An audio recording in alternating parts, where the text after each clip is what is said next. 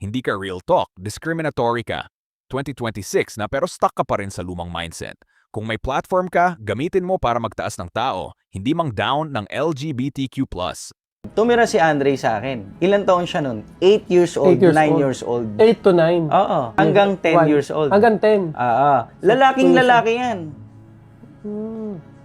May crush pa nga yan eh. Assignment, ako nagkukumpleto. Ay. Correct ko pag may mali. Paano Kung mo kinokorek? mag-commute, Paano kinokorek? pag may Ako kasalanan siya, kinokorek ko. Nag-shoplifter sa 7-Eleven yan, kinorek namin ni IZ.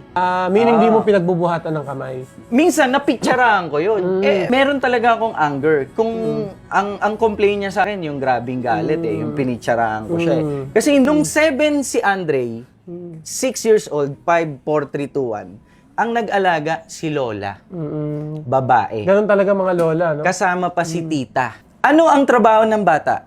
Ang trabaho ng bata, yung ganong edad, mag-absorb ng nakikita, naririnig, at mga sinasabi mo. I-absorb niya lang. Ginagaya nila. Ang mga bata, parang sponge ng panlinis ng pinggan. Sip-sip lang ng sip-sip ng tubig at saka ng sabon.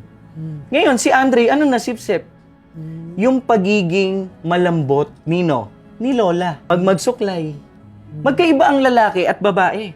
Ang babae, malambot talaga yan. Ngayon, si Andre, lumaki kasama si Lola. Nasaan yung tatay? Yung tatay dapat nag-aalaga dun eh. Lumayas yan eh. Nalungkot ka Pumunta naman. ng Quezon province sa tatay niya. After 2 years, pagbalik niyan, nag-split. Nagladlad na.